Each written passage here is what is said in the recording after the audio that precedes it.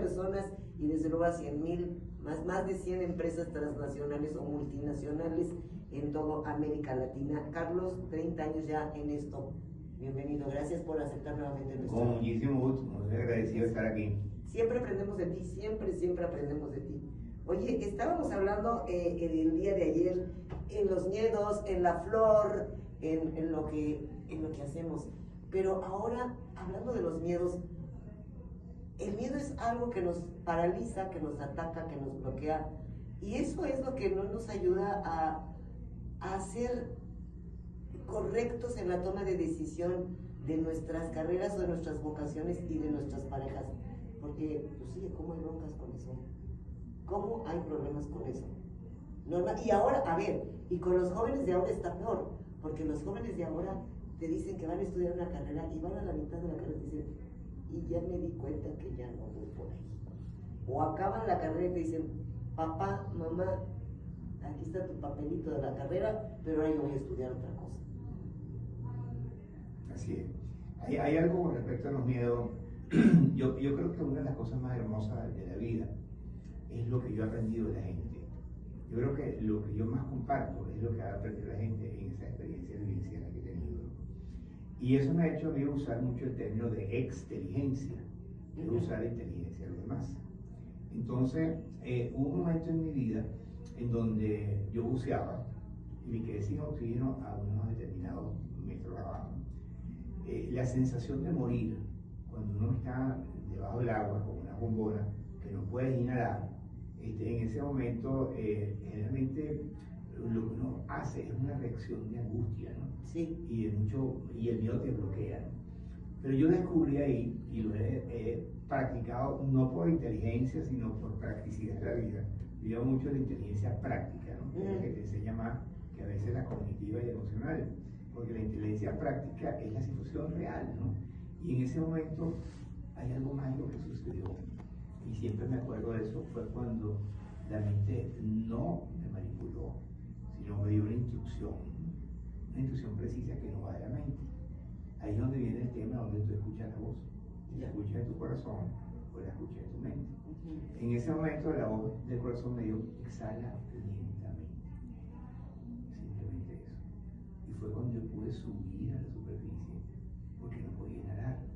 Si inhalaba no escuchaba y no podía respirar. Pero la exhalación me dio lentamente y fui subiendo lentamente. Pero mi objetivo era vivir, porque en ese momento había un riesgo de morir. Claro.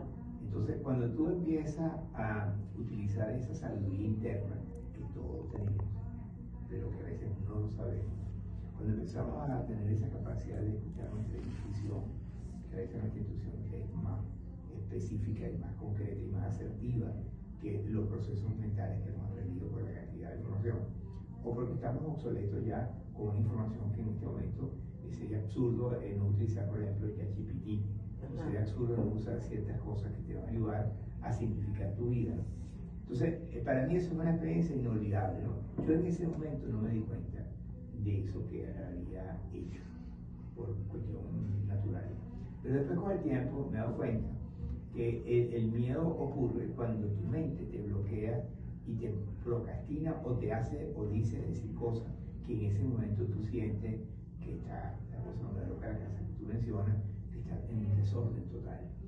Entonces, cuando tú empiezas a entender que, por ejemplo, yo cuando empecé a trabajar por mi cuenta, había el miedo de si iba a ganar plata o no. Sí. Estoy acostumbrado al 15 y último. Entonces, yo en ese momento me di cuenta que la seguridad, volvemos al punto de la explicación anterior, yo sentí con la voz que había seguridad. Y tú cuando tienes esa seguridad, tú te arriesgas porque tú valoras lo que tú eres y confías en ti. Entonces, hay la inseguridad, hay la confianza, hay escuchar lo interior. Yo creo que esos son elementos que me han sido muy útiles. Te puedo poner otro ejemplo sencillo, sí, más impactante que he tenido en mi vida. Yo estuve trabajando en empresas muy grandes, estuve en Latinoamérica con Shell, una empresa muy prestigiosa, y el ego se me fue el techo.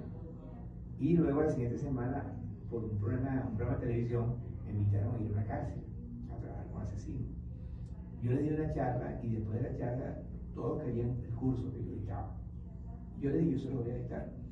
Pero en ese momento el ego me envolvía en que, oye, mira lo que estoy haciendo, mi modelo, estoy impartiendo en altas empresas, etc. Y cuando fui a editar el curso, en los primeros 30 segundos, al ver las miradas a los presos, que casi todos eran asesinos, yo me bloqueé. Y no sabía qué decir. Con toda la experiencia que yo supuestamente tenía, yo salí del sitio. Y me puse a pensar, ahora que tú te la traes, que te la sabes toda, y ahora vas a tener miedo hasta que matas el tigre y toda esa cantidad de cosas. Entonces yo regresé. Pero la experiencia más fabulosa que yo tuve fue cuando yo regresé, que pasó algo mágico, que no hay una explicación lógica, simplemente que yo no les hablé a ellos de la mente, les hablé del corazón.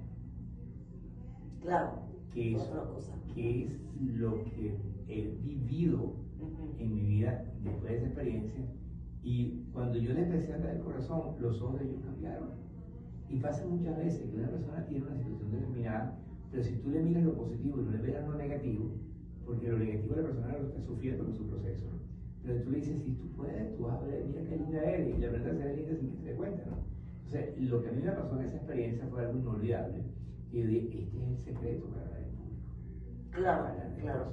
Oye, a ver, muchas veces estamos trabajando y queremos cambiar.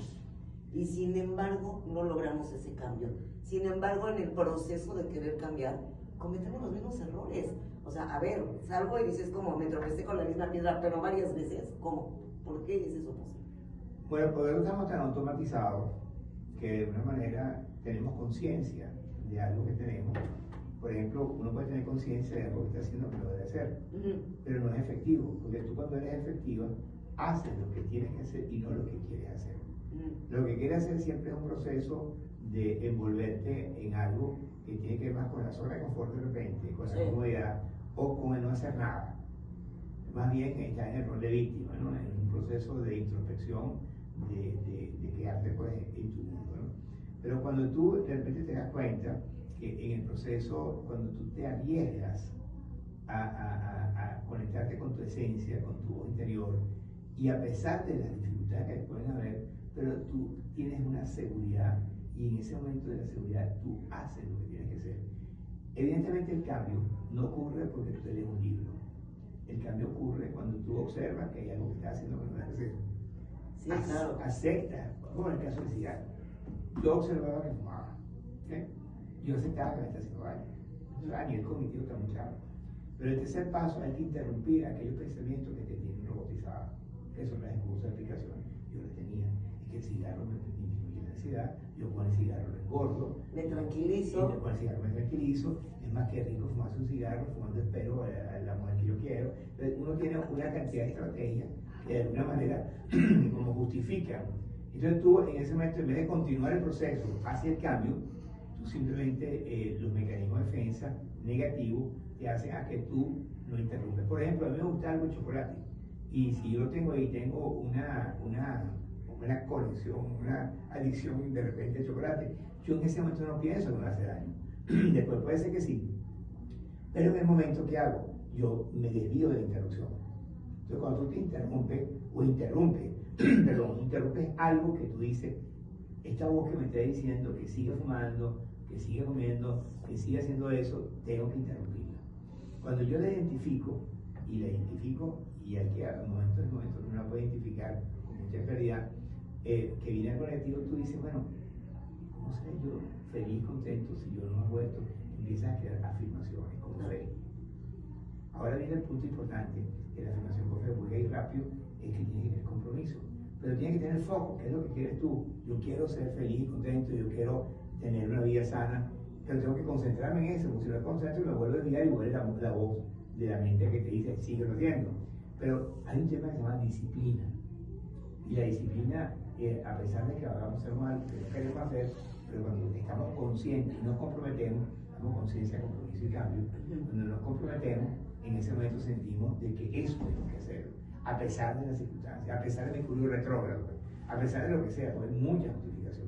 Al final creas el hábito y después el indicador dice que lo logré. Claro. Carlos, un minuto para decirme por qué nos equivocamos de pareja. ¿Por qué nos salimos? Porque no nos conocemos a nosotros mismos. Así. Ahora tú agarras y dices, todos los hombres son iguales. Porque tú eres la misma persona que trae los mismos hombres. Sí, porque atraes al mismo patrón, por Porque ejemplo. no estás consciente del patrón que tú traes y tú crees que la culpa la tiene el otro. Entonces le echas la culpa al otro porque tú quieres cambiar a otro que tú sabes que no va a poder cambiar porque nadie cambia a nadie. Pero entonces tú quieres dar una explicación lógica, una explicación verdaderamente sencilla. ¿Por qué no lo entiendes? Es porque no está en la onda en la cual tú no estás tampoco y la persona tiene un mecanismo de defensa de justificarse y tú no sabes cómo manejarlo porque te equivocaste, porque tú no trabajaste tú, porque tienes que trabajar para traer algo mejor. Ok. Redes, páginas, platícame todo. Tienes de repente ahí masterclass gratuitas, ¿no? Sí, no, en Instagram puedes contactarme, Carlos Pina Grau, no con la ñ, Carlos Pina Grau, y todas mis redes están en Carlos Pina Grau, en YouTube, en Facebook, en LinkedIn, todas están en Carlos Pina Grau. Muy bien, y ahí por ahí tienes alguno que otro máster también gratuito. Hay muchas cosas que yo motivo, invito, hay sesiones gratis de introspección, porque normalmente las personas cuando toman una decisión, porque hay esa conexión, esa confianza y también la necesidad de ellos querer mejorar algo. Claro. Yo no puedo cambiar a nadie si no se compromete. Sí, por supuesto.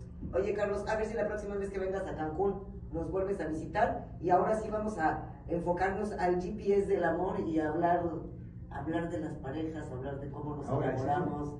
Ahora que regreses, seguramente volverás a estar aquí entre nosotros. ¿Te parece bien? Está muy bien, está un placer estar aquí con ustedes. Muy bien, muchísimas gracias. Él es Carlos Pina Grau, es conferencista, es escritor y autor de varios libros como Los 7 Pilares del Éxito, Yo Soy Éxito y las 30 Claves del Éxito, y próximamente saldrá el GPS del Amor.